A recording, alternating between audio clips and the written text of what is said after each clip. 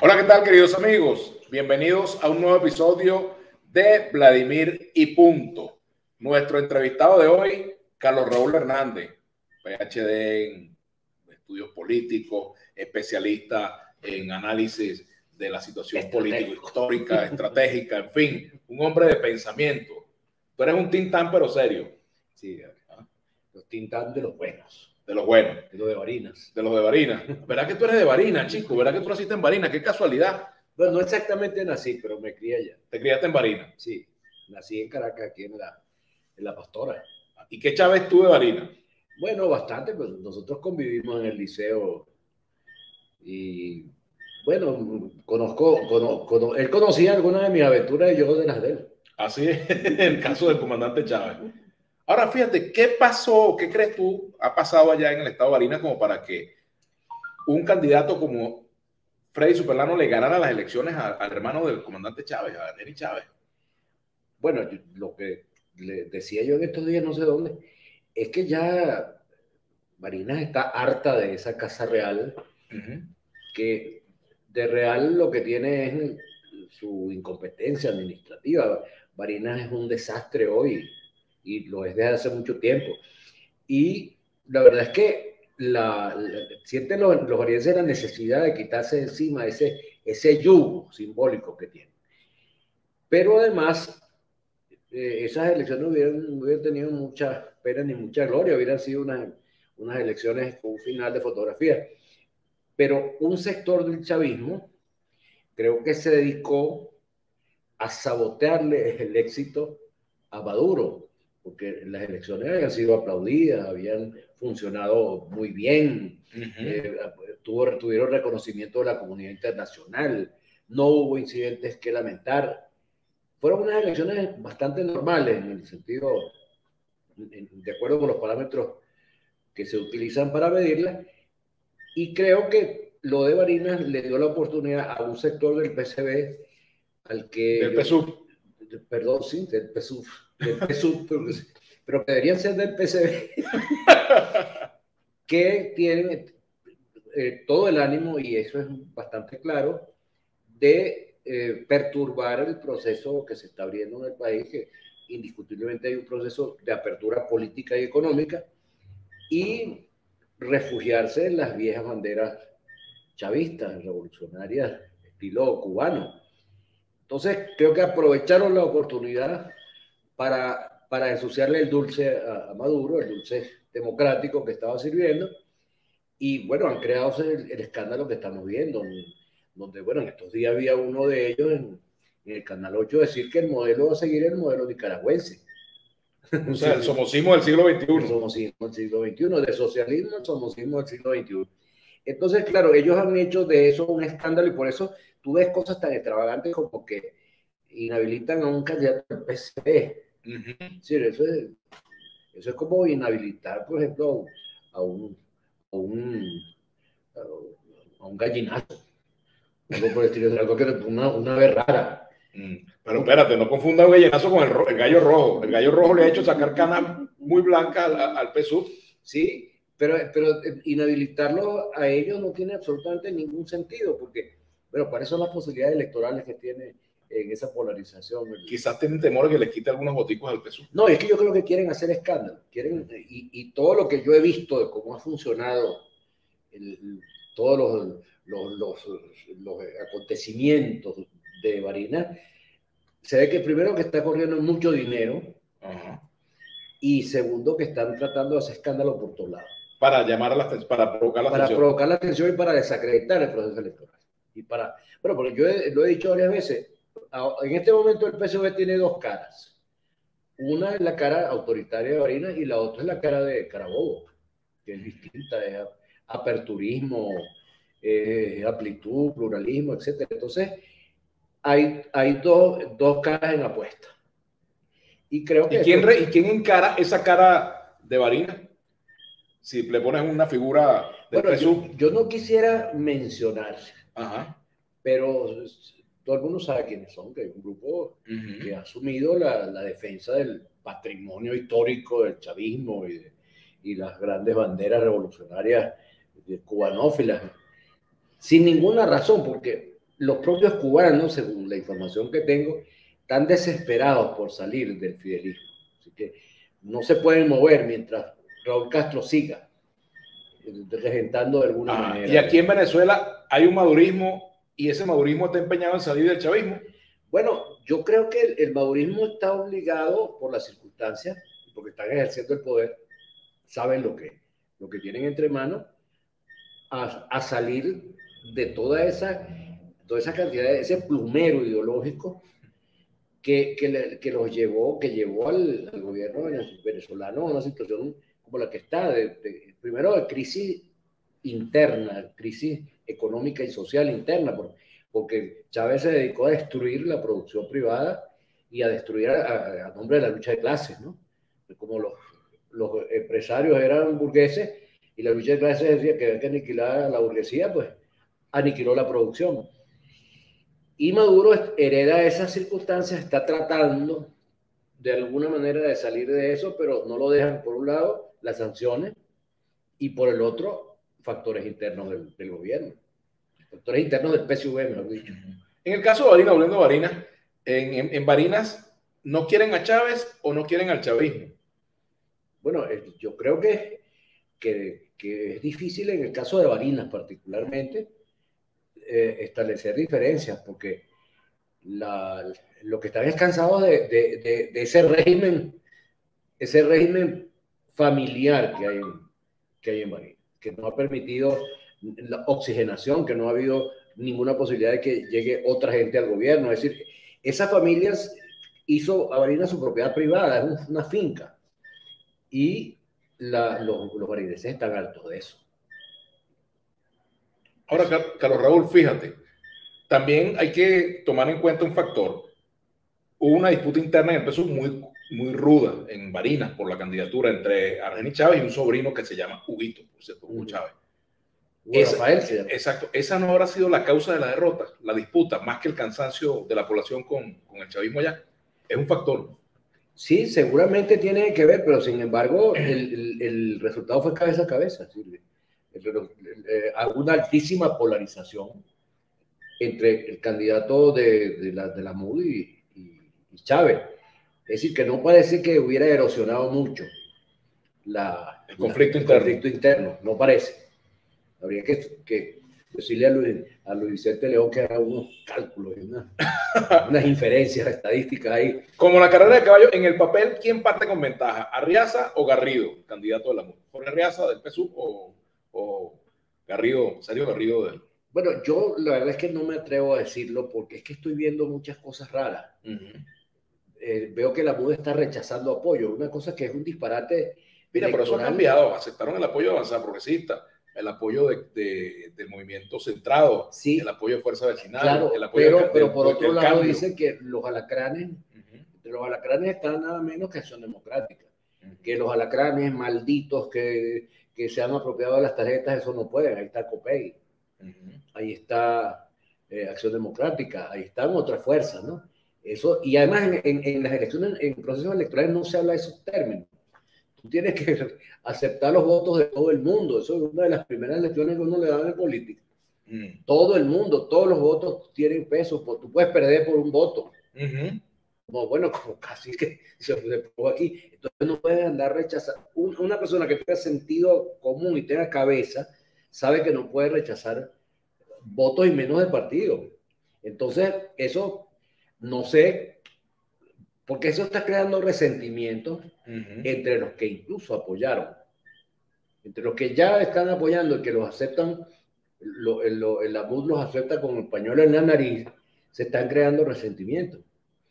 Y eso no contribuye en nada a un proceso electoral. Fíjate, Carlos Raúl, a propósito de ese tema, el candidato de la Alianza Democrática, Rosales Peña, el candidato en las elecciones pasadas, Rosales Peña, desistió de su candidatura. Sí. Y entiendo que va a apoyar la candidatura de Garrido. Ahora, lanzan a Claudio Fermín. Esa candidatura de Claudio Fermín, ¿qué busca? Bueno, yo vine a hacer la candidatura de Claudio Fermín como un proyecto de aglutinar a los excluidos. O sea, a los que estaban echando ¿Esta de Barinas? Sí. Sí. Yo pude oír pues de las conversaciones. De un momento a otro eso cambió. Pero fíjate, él no aparece, él no vota en Barinas, no votó en Barinas la vez pasada, lo habilitaron. Tampoco Arreaza. Por eso. ¿Ves? Si, por ejemplo, la MUD hubiese escogido un candidato de Caracas, de repente no lo habilitan. Bueno, lo que pasa es que yo creo que, yo no sé si está, no lo tengo claro, si es que van a repetir el proceso electoral. Porque si repiten el proceso electoral tienen que hacer ese tipo de concesiones.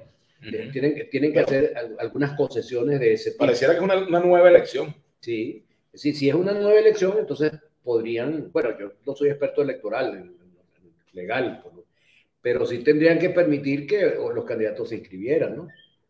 El caso es que la candidatura de Claudio lucía como un intento de aglutinar a los rechazados por la MUD. Me pareció a mí al principio, pero luego eso cambió y ahora veo que varios de ellos, los rechazados por la MUD, están apoyando al candidato de la MUD. ¿Tú le tienes simpatía a esa candidatura de Claudio allá en Barinas? Bueno, sí, yo le tengo simpatía a cualquier candidatura que derrote a los chavistas. A los chavistas de verdad, a la familia Chávez. No voy a decir a los chavistas, sino a la familia Chávez. Ahora, fíjate, en este caso, lo que puede provocar una tercera candidatura es la derrota de la candidatura opositora. Pero es que según entiendo hay 5 o 6 candidatos. Sí, hay unas cuantas, por supuesto. Entonces, esa ilusión de polarizar entre dos parece que no se va a dar. Porque es candidato el otro Superlano, que fue el que provocó la inhabilitación de Freddy Superlano. Y él es, bueno, yo lo conozco. Que podríamos decir que es un opositor al opositor. Y él es un candidato con una cierta fuerza en el municipio de Barinita. Tenía una fuerza ahí importante cuando yo lo conocí. Creo que fue alcalde de Barinita. Y hay otros ahí, uno de apellido Schwarzenegger. Schwarzenegger, sí. No, Schwarzenegger. Y bueno, hay varios candidatos ahí que no sé si serán candidaturas que se hacen para negociar, porque ahora hay una bolsa de candidaturas que se negocian y se llegan al final, o una candidatura para matar, como la de Miranda. No sabemos, vamos a ver. O como la de Lara, por ejemplo. Sí, son candidaturas para matar. Fíjate, ese acercamiento entre sectores de la Alianza Democrática y la MUD en Barinas presagia también posibles entendimientos de cara a las elecciones del 2024, presagia un reacomodo en los sectores opositores. Y si metemos en el análisis, en la olla de análisis, lo que está ocurriendo en el llamado gobierno interino, pues mucho más. Bueno, a mí, yo lo que pasa es que tengo una información desde hace 3 semanas y es que todo el que se la decía se burlaba de mí. Entonces me quedé callado, ¿no? Ajá. Yo tenía una información en la que había un acuerdo prácticamente firmado entre los dirigentes de Primero Justicia con el gobierno. Y en la última, si quieres te lo enseño ahora. Sí. Sí, la última cláusula era que Julio Borges regresaría a Venezuela a hacer política en el año 2022. Y entonces... Eso pasaba por romper con el gobierno. ¿Tú viste ese documento? No, no lo he visto. Pero me lo he dicho. Bueno, si quieres se lo mostramos aquí a la audiencia de Vladimir y punto. Bueno, pero lo que pasa es que van a una pantalla quebrada. Pero tenía a mí me pareció muy creíble, pero a la gente no. La gente decía, eso no puede ser. Bueno, con las declaraciones de Julio Borges, uno se da cuenta de que sí puede ser, porque decía que se iban a retirar los juicios contra militantes de Primero Justicia, con el compromiso de que los candidatos de Primero Justicia fueran hasta el final, que no se fueran a retirar, que no hubiera denuncia del proceso electoral. A cambio de eso, se les iba a buscar una manera de devolverles el partido y el regreso de Julio Borges a la política en Venezuela. Eso lo tengo yo, te lo dejo antes de ir. Mire, con el regreso de Julio Borges a la política en Venezuela, gana Maduro, gana Guaidó. Bueno, yo lo que veo es que Maduro ha ido amansando a todos esos gallos espueléricos. Eso los ha ido avanzando uno a uno. Y además me dicen que está previsto que rehabiliten a Leopoldo López y a Capriles para el año 24 también. Ah, bueno, imagínate. decir, es que están pasando una gran cantidad de cosas y lo que yo lamento es que los gringos no se den cuenta de las cosas que están ocurriendo. Entonces, bueno, creo que no se han dado cuenta ni siquiera de la declaración de Julio Borges. ¿Tú crees? No, lo digo en chanza, pero es que no asumen que aquí es un gobierno que está empujando, está tratando de hacer una apertura. Nuestro amigo Nicolás está luciendo como una especie de Gorbachov, pero nadie le hace caso, nadie se ocupa de lo que está haciendo. Entonces, debería que estimularlo más bien, ¿no? Para que esa apertura. O sea, si Nicolás es Gorbachov, ¿quién es Diosdado en esa historia? Diosdado. Bueno, Diosdado era aquel, ¿cómo es que se llamaba? El que después fue candidato presidencial que se pensaba que iba a ganar. Chirinovsky, ¿no? Chirinovsky era. Chirinovsky, ¿no? Sostakovich. Tchaikovsky. No, yo recuerdo, hace tanto tiempo, ¿no? Que hubo unas elecciones en las que inmediatamente después, y se decía que iba a ganar otra vez un candidato nacionalista comunista. Ajá. Y nada de eso ganó nuestro amigo Yeltsin. O sea, que tú crees que Diosdado es más comunista que Nicolás. Bueno, a mí me da la impresión de que él optó por ese camino, porque tú te acuerdas que él insistió mucho y se hizo ver ante el mundo como que era el único no comunista de ese grupo. Incluso él se sentía muy orgulloso y lo decía cada rato de que no había ido a Cuba. De que no se consideraba. Y que no iba a Cuba. Y fue a Cuba cuando la muerte de Chávez, y creo que le gustó. No la muerte de Chávez. ¿Qué piensas tú de esa frase que tiene Diosdado en su programa que dice, aquí no se habla, aquí está prohibido hablar mal de Chávez, o no, aquí no se habla mal de Chávez? Bueno, lo que pasa es que él me da la impresión, no me gusta hablar así como si uno hubiera revelaciones, ¿no? Yo creo que él está tratando de hacerse una fuerza con el pasado chavista. Así como él comprende que Maduro cogió la delantera en cuanto al cambio. Yo no sé si le va a salir bien o mal, ni si lo va a hacer bien o mal, pero Maduro está jugando a la apertura. Fíjate que en el acto de la Cava habló de descentralización y de todas esas cosas, ¿no? Bueno, entonces yo creo que Diosdado está jugando a hacer la conservación, como aquel debate entre ortodoxos y renovadores. Yo creo que él está jugando a hacer la ortodoxia frente a los renovadores. Pero fíjate que ese cartelito dice, aquí no se habla mal de Chávez, pero no dice abajo, y de Maduro tampoco. No, y claro, aquí no sé, es como el templo de la ortodoxia. Aquí no se puede decir nada que contravenga los sagrados principios de Hugo.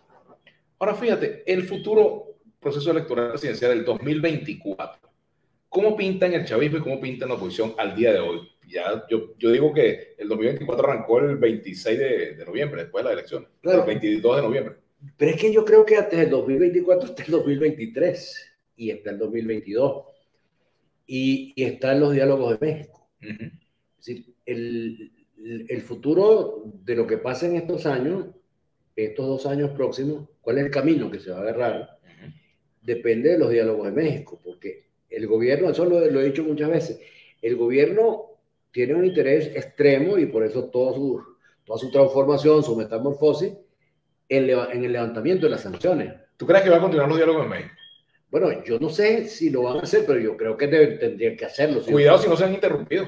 Bueno, es que dicen que no, dicen que los diálogos siguen, pero formalmente yo creo que se deberían reinstalar y además incorporar a la nueva oposición, porque la MUTE apenas el 40% de los votos de la oposición. Entonces, ese 60%, pese a los vetos de Freddy Guevara, deberían incorporarlo, porque sería un contrasentido que no lo hicieran. Yo creo que el camino para eliminar las sanciones, aunque eso no es fácil, pasa porque el gobierno tome decisiones de fondo. Y eso puede ser, lo he dicho varias veces, convocar un proceso electoral de la Asamblea Nacional, convocar una nueva Asamblea Nacional, porque esa Asamblea Nacional más bien fue un costo para el gobierno. Esa Asamblea Nacional no le pone nada a nadie. más bien es una especie de rémora. Y posiblemente, digo yo, un adelanto de las elecciones presidenciales. Sí, algo tiene que dar Maduro para que le quiten de encima unas sanciones tan pesadas como las que tienen. Y no puede ser papelillo ni serpentina, ¿no? Tiene que ser algo sustantivo. Veremos si se ocurre. Bueno, Carlos Raúl, te agradezco mucho estos minutos acá en Vladimir y Punto, por Contrapunto. Será hasta la próxima. Gracias a ti.